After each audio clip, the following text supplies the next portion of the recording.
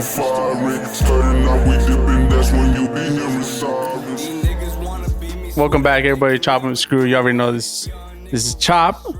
You know, this is always powered by Cash Plays with the inverted A. Get it straight. It's not averted, inverted. Catch the drift. So we got a big guest here today. Let's give it up here for Jake F, everybody. Yeah, what's good?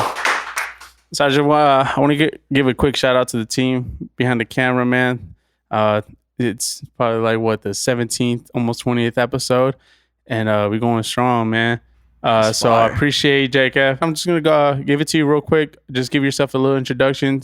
Tell the people who you are, man. What you do, what you dedicated to, all that jazz. Let's go. For sure, yeah. Jake F, like he said, man.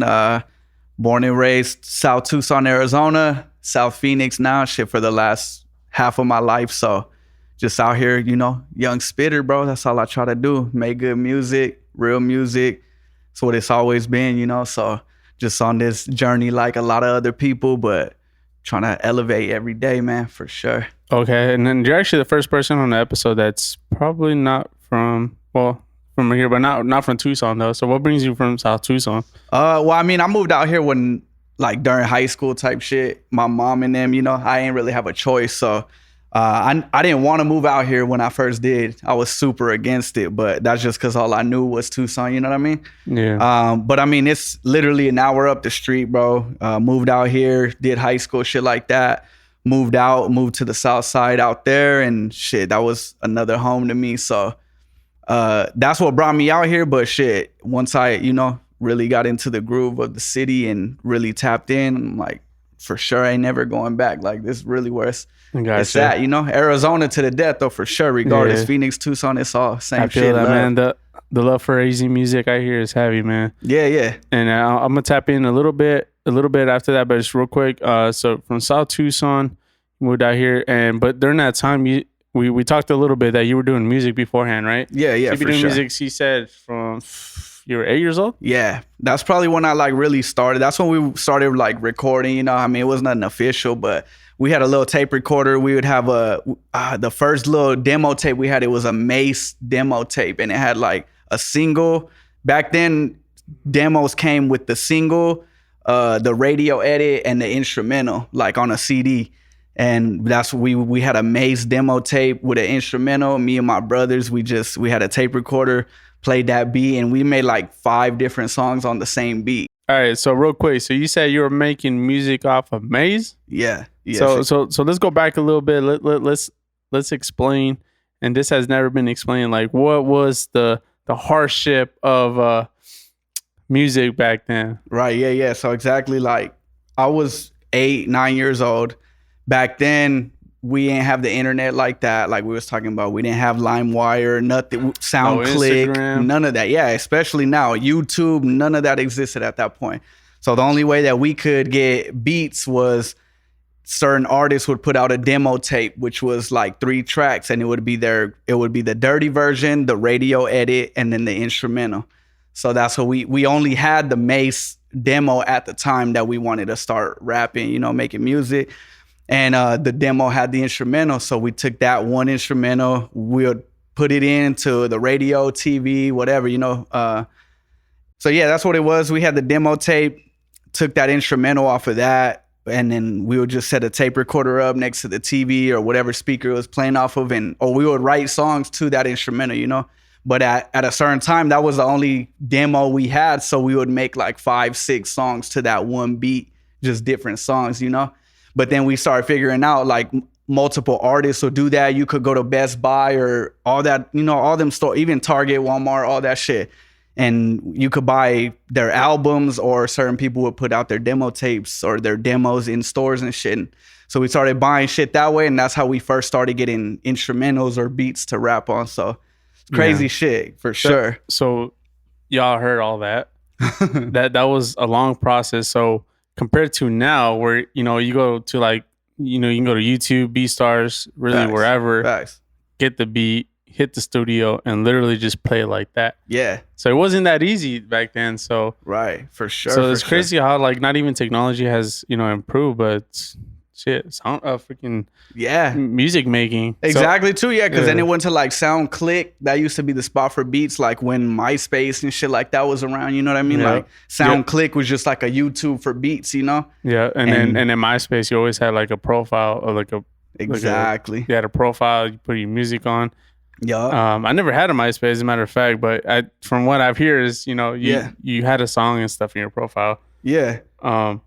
And that's what's dope too, is just like the evolution of music. You know what I mean? Because I mean, ever since we were doing that shit, I was always trying to be like as professional as I could be. I always wanted to look like a rapper, you know what I mean, to all my homies and shit. So like even during the MySpace days, like I had a MySpace artist music profile and shit. Like we found out how to upload our own shit. You know what I mean? So I was just always trying to do shit like at the fucking most professional level. I always wanted people to be like, oh shit, like he's really a rapper. You know what I mean? Like homies at school and shit. Like I was the only fucking kid in elementary school with a fucking music MySpace page. You know what I mean? It wasn't like a regular profile, bro. It was like how you could do like a business Instagram now. That's how it was back then. So it's crazy to see the whole evolution of the whole game, like social media, music, the whole thing. You know what I mean? It's just. Did you ever catch heat for that?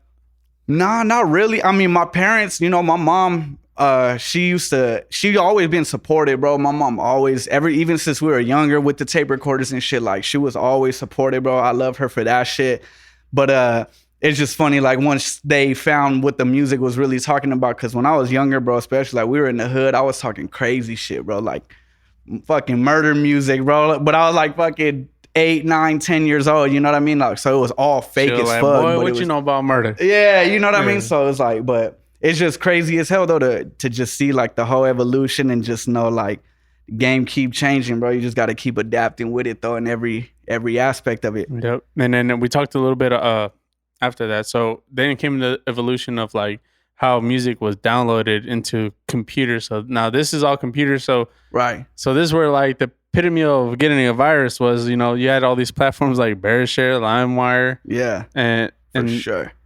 And at that point, were you still making music? Is that a way that you were downloading your music? Yeah, for sure. That's a big part of everybody's life, but for sure, especially me, like whether it was new music or whatever, or even same way you do now on YouTube, like we heard a new song and we would like it, whatever, we would be looking in LimeWire for the instrumental, and a lot of them would have it, and that's how you could get them. That's how we first started doing little remixes and shit, but that type of shit played a huge role in, all them shits, even like I said, SoundClick, but shit, LimeWire, I went a couple years ruining a couple people's computers with that shit for sure. Sorry, cuz though. Yeah. I had to do it. So what were some of like your influences though? So I want to take it back then. So what, 8 years old, what were you listening to? And then like in that progression, and what you really take from those artists that you use now? Definitely like shit growing up, bro. I had young parents, bro. I had young uncles and shit like that, So, and I mean, we were pretty ghetto, you know what I mean? So it's like I was listening to like 50. I mean, to when I could start remembering, Like my mom and shit, she was bumping Pac and all that type of shit, all the 90s shit. But when I really started like getting into listening to music, like Get Rich or Die Trying, that fucking album, you know what I mean? I have a story for that movie. That was actually the first movie I went to go see in the theaters. It's Get Rich or Die Trying. I was in the 6th grade. Yeah. I remember I almost didn't go because I actually got suspended from school that same day. But I didn't tell nobody until the next day so I can go to the movie. Had to see it, bro. Yeah, I had to see it. I remember, and it was rated R, so I was like, so my uncle had actually taken me. Yeah. So that movie forever like holds a memory. Exactly. Yeah. Same with the album. You know what I mean? Like I could remember having a Walkman and shit with that album, bro. And I mean, like my parents ain't really care about like cuss words and shit like that, so we had the explicit versions and shit, you know what I mean? So like Get Rich or Die Trying, the G-Unit album, I even had like the Lloyd Banks Hunger for More, bro, like shit like that. And it was just making me, you know what I mean? I mean I was already rapping at the time, but just listening to shit like that, of course. And then I got, gangster uncles and family members and shit. So I was just trying to be on my own little thug shit too. So it's just funny to look back on it. You know what I mean? That shit all had a huge influence on me, but it's probably for the better when it come down to it, because that shit taught me a whole lot. You know what I mean? Even now, like thinking back, that album, that movie, even the 50 Cent Bulletproof video game, bro. Dude, I used to have that video. That video game was actually tight. That shit was hard, bro. Yeah, if you got to play, that shit was tight. And even that's actually a good game. Crazy thing about that shit too is like same with that game, bro. Like on the 50 Cent video game, as you go through the story mode and shit, you had a little cell phone that you could pull out and do different things. And you could unlock soundtracks for the game while you're playing. And you could unlock the song or you could unlock the instrumental. Yep. And same shit, bro. We would unlock all the 50 Cent instrumentals and shit and tape recorder, use them beats too. You know what I mean? Like we were finding any way to do it. So while we're playing the game, we unlock a new beat or some shit. You play that shit and we're not even playing the game, bro. Set up a tape recorder, write a song to that bitch, and that's fire. Trying to find any way to get it, bro. So it's like that's a really creative way of actually doing it. So yeah, and that's the thing. We ain't even noticed it back then either, and it's just dope talking on it now. Like when I look back, like damn, we were kids, bro. You know, elementary school, early middle school, but it's like something in our mind wanted to do it that bad, you know, to we're like, hey, we got new beats right here. Like we could rap on a 50 Cent beat, you know? So it's crazy, bro. But that shit, you know, shaped up a lot of this shit now for sure. So a lot of 50, so a lot of East Coast, any West Coast people? Yeah, I mean, shit, Game too. Like when Game first came out, you know, I mean, my dad is a huge Ice Cube fan, huge. So like, he was always putting us on with Ice Cube, like any new album, whether it was Ice Cube himself or West Side Connection when they were doing that. Eazy-E, you know what I mean? Like for sure. The West Coast shit inspired me the most for sure, bro. Like even when Game came out, like I was riding with when Game and 50 started beefing, in my head, I'm like, I'm Black Wall Street, you know what I mean? Like I always had a love for that West Coast shit for sure, bro. Like, you know, even Pac, Snoop Dogg, shit like that as a kid. I used to love all that shit, bro, for sure. Damn, so a little bit fast forward now. So we talked a little bit. So now, you know, you started your career. You've actually done a couple openers, right? Yeah, and, for sure. And you do have a little track list, like you do have a list of good people that you know you've performed right. for. So I just want to give people like I want to let them know like the seriousness of like you taking it. Like you can already see it because of how how serious you took music back then. So like how serious do you take music now? Shit, it's really everything to me, man. Like I've always thought about it too, you know what I mean? Like even middle of high school is when I really was like, all right, I want to try to make this like a real thing, you know, career type shit. Like I was never really thinking about college or nothing like that. And I mean, even too, like I never thought about like even trying to like do no trap shit or nothing like that. And I grew up around all that, you know, but I mean, I ended up getting in shit like that, but it was like, that was never the goal. You know, I always was rapping, bro, through school, through everything. And so even now, like once I got out of high school or even in high school, I'm like, I got to take this as serious as I can, bro, and try to take it all the way, you know? So just being able to do shit like that though, you know, like fresh out of high school, bro, I opened for Mobb Deep, bro. I did Casey Veggies. I done a laundry list of shows, bro, like from the biggest ones, even down to the smallest shit too, though, like years and years and years, even recent shit too. Like there's times I do them little bar shows and showcases where there's 10 people in the crowd, and you know what I mean? Like that shit don't feel good, but I've never tried to cheat the game or nothing like that, bro. Like I do have a lot of big name artists that I've opened for and performed for. I've done some festivals and shit, but I've done hundreds probably of them little, you know, little bar restaurant shows that, you know, that shit probably hurt a lot of people's confidence and shit, but it's all part of the game, bro. You can't cheat that shit, bro. No, then that's dope, bro. Like if people really knock off the power of like the small ones sometimes, because like it like everything comes with the experience, right? Exactly. So every show is a different experience, different like learning curve. Right. So, you know, so that's actually dope. So tell me, like, what does it look like for Jake F nowadays? Like, what kind of music you doing? Like, what is it like that you trying to do to inspire people? You know, even if that even is like your goal, you know what I'm saying? Like, so what is, at the end of the day, Jake F, what is he trying to do? No, definitely. That's what it is, bro. Like it's especially like, I mean, over the last, 10 years now that I like really feel like I found myself in my sound and shit.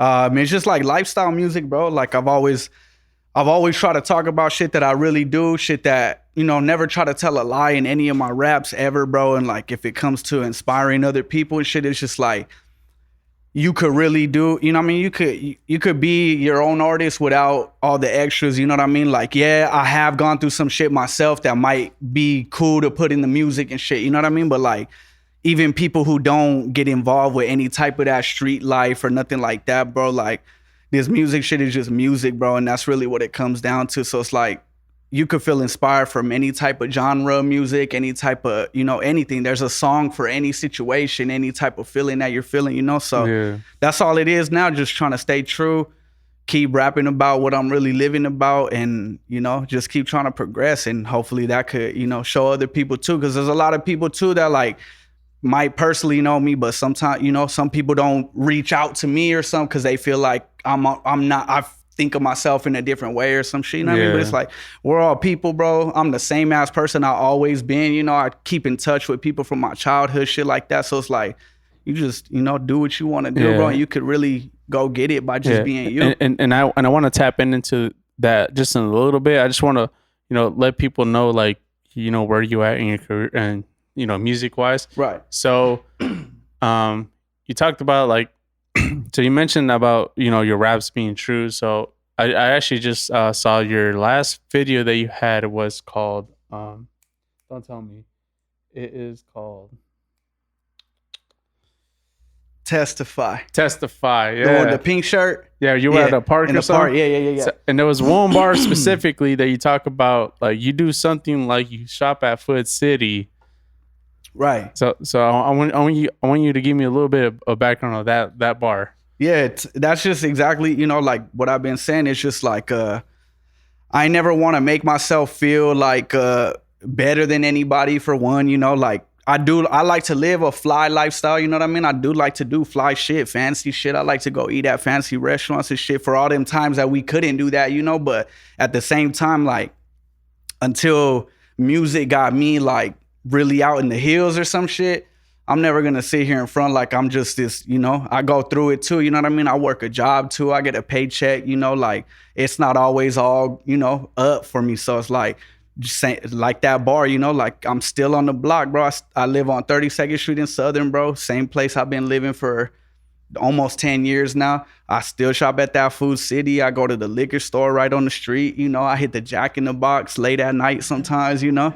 Like, you know, I just never wanted to seem like, you know, like I do like to have a certain lifestyle, you know, and you know, but I don't never wanted to make it seem like that's for a reason of me trying to like put out an image or me trying to feel, you know, glorified or nothing. It's just like, yeah, I do want to do certain things to make up for the times that I couldn't, but that's all it is, you know. It's not nothing more than that. And, you know, until we really, really make it, you know, these little bags ain't nothing until we really out of here. So it's like, ain't no reason to flex all that. You know what I mean? Yeah, and then you talk about like having a job. So you know you don't just have a job out here in Arizona. You work with Guest List. Yeah. Who, you know, really they make a lot of noise out here in the city. So I mean that's just not that. Do you think that helps you out in a little bit, like in a certain way, in terms of like your career? Yeah, no, for sure, bro. And shout out to them too, you know what I mean? Shout out to homie Ryan, the owner. That's my dog, you know, always throwing game, giving inspiration, shit like that. The homie Chris, he the one who put me on over there. The whole squad over there, that's the homies, bro. They all get behind me. They support everything I do. And then just being in those positions, you know, like being over there, I never know who might walk through that bitch any day, you know what I mean? Like, they done have some big people come in there on a regular day, you know. They work with the Phoenix Suns, the Cardinals, all this shit, you know what I mean? So it's just like it's a good environment. Never know like what opportunity. I'm not over there just to, you know, try and see what I can get out of it, but it's just dope to be surrounded by people that, you know, people that got bread, you know, people who got multiple businesses, shit like that, you know, like. Yeah, because at the end of the day, that's all inspiration, really, you know. Exactly. And you know how they say, you surround yourself with who you trying to be like, or, you know, what you trying to do. So definitely, bro, shout out them every time for sure. So do you like working with a lot of people, like in terms of collaborations with other artists out here? Yeah, bro, I do. And you know what, it's crazy because like when I think about it, bro, like when you go look back, I do got quite a few features, honestly, but not as much as I would like to have. And I have this crazy thing of like when I'm in the studio, bro, I get so locked in, bro. Like I just be thinking about my next song or you know what I mean? So I do like when I'm in my own sessions, I start, just working. And like that might take away from me working with as many people as I want to. But I mean, I have plenty of features out with a lot of people, bro. And definitely, I mean, trying to do more for sure, bro. Like, yeah. And how is that process? Like, because you already seem like a pretty energetic person. So like, how is it for you working in the studio? Like, what is your process like? It just depends, man. So, I mean, for one, like, I don't write anything, bro, at all. But I mean, it's hard to explain. Like, I don't write, but it's not like I'm freestyling my shit. You know what I mean? Yeah. Like, I'll find a beat, I'll play the beat over and over and over, and I'll kind of just write in my head until I memorize a verse or whatever. So it's like, but I mean, when we're in the studio, it's just every night is different, bro. Some nights I'm in there smoked out the whole night, and that's it. Some nights I'm out there off the shits, you know what I mean? Faded, doing all kinds of extras. So it's like, it just depends on the night and the environment. Sometimes we like to throw big ass functions in there, or sometimes it's just me and my engineer, the homie Dez, and, maybe 1-2 other people just chilling. So it's like, It does vary, but the process is always the same, as long as I got the beat, it's just, I play the beat over and over and over for a good like 30 minutes to an hour. And then I'm like, memorize the verse, I'm ready to go type shit. Damn, that's dope, bro. Like, yeah. Excuse me. Then that's actually very different from, I normally hear, everybody always has a beat song, ready to go. Right. But I mean, that's a different way of doing it. Is that how you did your latest album? So your latest album was called Efftheworld, right? Yes, sir. Yeah. So talk to me a little bit of that, like a little bit of inspiration you had for that and how that came about. Yeah. So really what it was is like, before this, my last album, it was called Burgess, bro. And that was 2016. So that's a long time since I had dropped like a little EP mixtape in between, a few singles, through the years and shit. But like, I hadn't dropped a full album since 2016, which was Burgess. And like when I dropped Burgess, bro, 2016, I had me a little run. Like that's what I was talking to you before. Like I did the Pot of Gold Festival. That's where it was like Future, Big Sean and all them. Like it was up at those times, bro. And so like having that success that I had at that time almost like kind of put me in a worse position, because then like subconsciously I was just always worried about like topping that or matching that. You know what I mean? Like I'm talking about like dropped the album, shit had like 100K streams, all organic, bro. I never done no playlisting, nothing. 100K streams within like 2-3 days, bro. I was like national blogs, this, that. I was having label meetings, bro. Like, it was just crazy, bro. Like I thought it was up, And so all of that shit, like, and it didn't end up working out the way I wanted it to. But then it kind of just hindered the way I was dropping shit over the next few years. Like I would come out with a single and a music video and then like kind of go ghost for a few months or some shit. Like I was just always trying to plot on the perfect way to get it out. You know what I mean? And then maybe like 2019, late 2019. Real quick, I'm gonna cut you off right there. Yeah. And I said so you were saying that you like to plot certain things. Did you ever think about just doing it just because you want to do it instead of just thinking about like worrying what is it gonna do or how is it gonna go? Do you ever just think that, okay, I'm just gonna throw it out there? Yeah, I'm just gonna throw it out there and instead of worrying like plotting and scheming how it's gonna get received. So yeah, like and that's what I was getting at is like, before I had that 2016 album Burgess, which is all this crazy success that I had never had before, that's all I was ever doing before was drop. I never cared about nothing, bro. I used to get 50 plays on a song, you know what I mean? And I would never even go look at the numbers like that. Like, yeah, I know, but I would never be sitting there like, how many plays? Like, in high school, my senior year of high school, bro, I wasn't even telling people I was rapping because I was fresh from Tucson and I was kind of shy, shit like that, like. So it's like I was dropping shit, get 30, 50 plays on a full mixtape that I put out, you know what I mean? And so that's all I was ever doing, drop, right? I never cared about no numbers, never cared about nothing. So fresh out of high school, I dropped a mixtape. It was called Until Then, bro. This was right before that album Burgess. Don't know what happened, but shit just kind of like went crazy on Twitter. Got all kinds of like these retweets, likes, this and that, and like it did pretty good, you know what I mean? I was getting thousands of streams and shit on each song, and I had never had something like that before.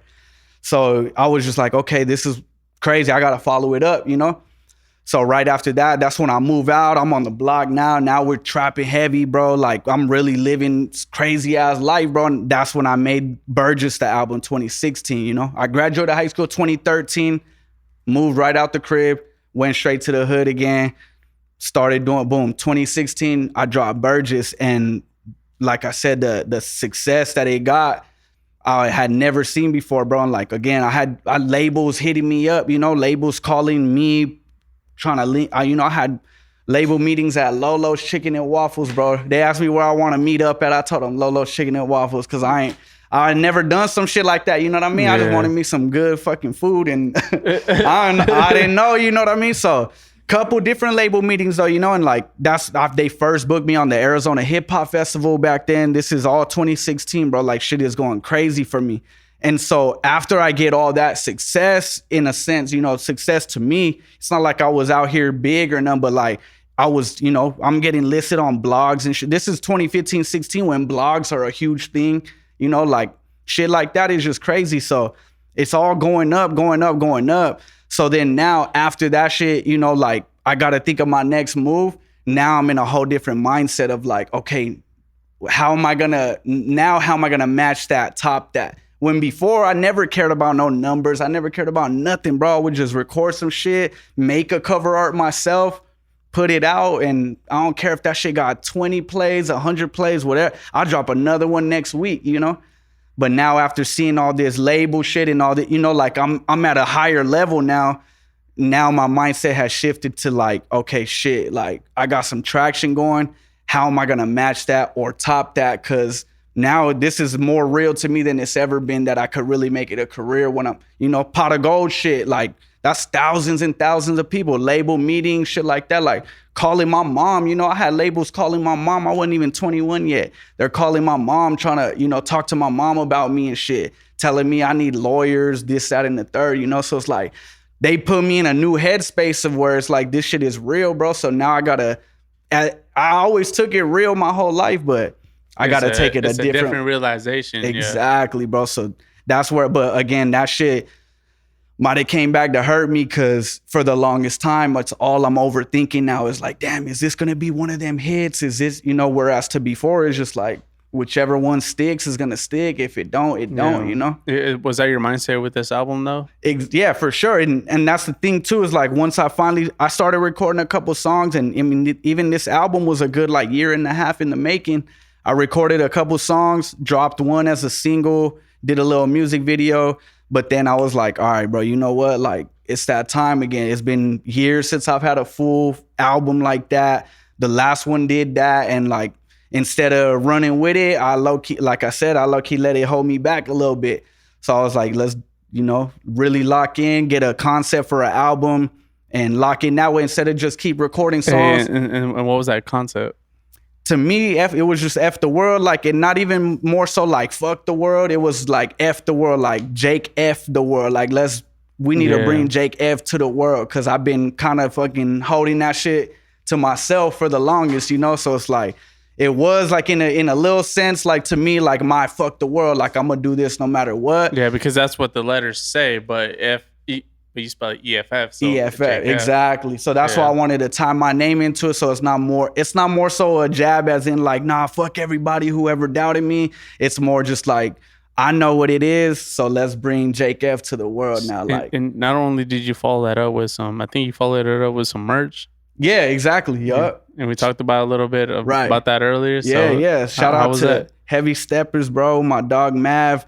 He came to me with the idea like, yo, you got to do some merch, bro. Like, it's a must. You know, you got this album. Everybody's going crazy, but you about to drop this album. Like, you got to come with some merch.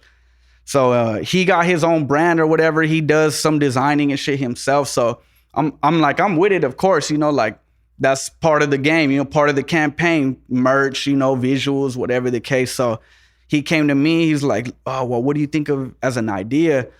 And I mean, the track list of my album, I mean, the cover was like the Scarface cover, you know? And then the track list was the World Is Yours trophy.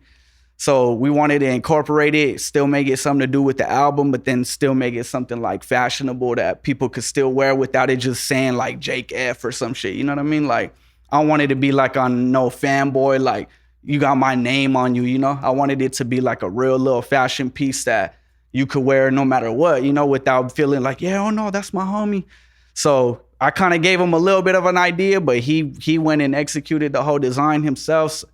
And shit, we did a little photo shoot, campaigned that, sold out of them shits, bro, and kept it moving, man. Got another one on the way too, but shout out my dog, bro. He really got me in motion on that. I wasn't even thinking about it till he brought it to me for sure. Oh, that's dope, bro. That, you know, it's like you said, it's part of the process in the business. Exactly. So moving on, moving forward, like, so what's next for you? Shit, bro, honestly, for sure, like for the rest of the year, we trying to book some shows. I got one show coming in August. But that's mainly the thing, bro. Visuals, trying to get these videos out, you know. My goal has been to do at least one video every month or every other month at least, you know. So we trying to ramp that up. But just a whole lot more music, bro. Ever since the album, I still been recording, you know. I record every single week, man. I'm recording something new. So right now, I mean, I already got a project worth of music ready, you know. I haven't really gathered it all together to think of an idea, but for sure, at least one or two more projects coming this year, a whole bunch more visuals, probably some more merch, and then just trying to get them shows, man. I know COVID has shows weird for the last, you know, couple years, but we trying to definitely get back onto that, no doubt. Oh yeah, man. And I think at this point, I just want to, you know, I want to give you the floor a little bit. You know, going back to what we said earlier, you know, there's a certain message that you want to relate to the people who watch you, who only, you know, may know you as maybe somebody who works at a certain store. Right.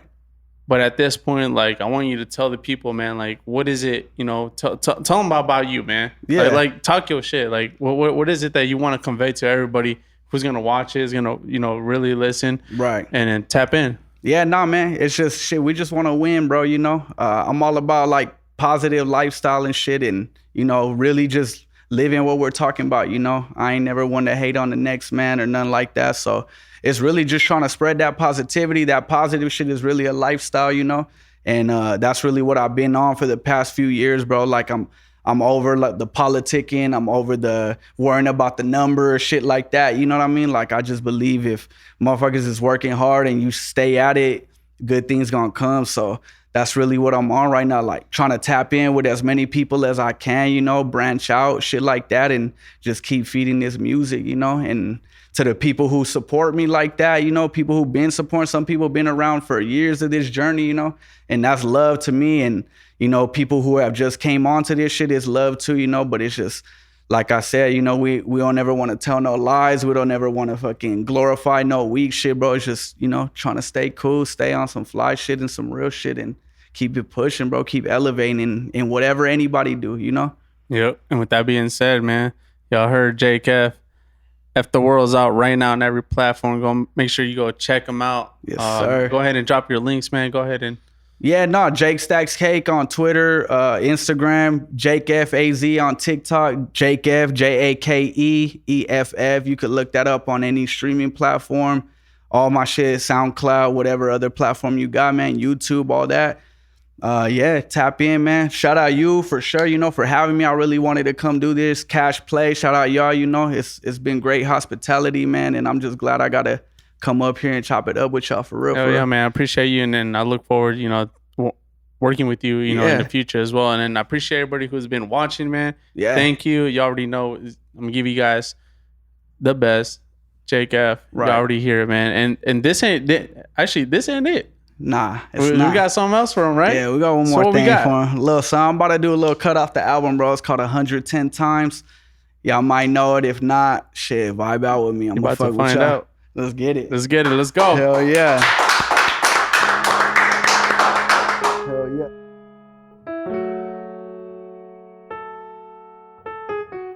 Hey. Right. Mars Production.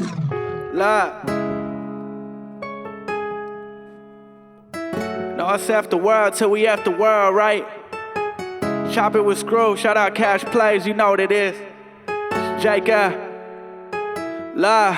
You hating on me, what you really gon' say? Really in the field and I'm tryna get paid. Rolling up a wood, yeah, I do it every day. Yeah, my name Jake, I don't fuck with the Jakes. Wake up in the morning like the motherfucking man. No more time coming, gotta stick to the plan. Make 110 times and you got a band. Make 110 times and you got a band. Hating on me, what you really gon' say? Really in the field and I'm tryna get paid. Rolling up a wood, yeah, I do it every day. Yeah, my name Jake, I don't fuck with the Jakes. Wake up in the morning like the motherfucking man. No more time coming, gotta stick to the plan. Make 110 times and you got a band. Make 110 times and you got a band, band, like damn. Look, I ain't so coke in a minute. Thought I was finished. Who am I kidding? You know I could still go and run up them digits. I run up them digits. I heard them rappers be talking about it, but baby, I live it. I never thought I would have to go cut them all off, but you know that the business is business. I'm a real one, you see that in my face. Got me some woods, I'ma roll me an eight. He got a gun, but he still run away. These bitches love me like I'm Flavor Flav. I'm coming back for the throne. I've been gone for too long, and I promise that nobody's safe. I'm never tripping, you know what they say. This shit a marathon, this not a race, so fuck what they saying. I'm doing numbers again. Oh shit, I run it again. I guess I'm turning back into the plug, dog, and you get in front of it again. You cannot see me when I hit the road. East St. Laurent when I spray the cologne. Locking it down like my name Pat Jones. Fuck what they talking, I'm back in my zone. I'm back in my zone. Look, remember days I was down and out all alone.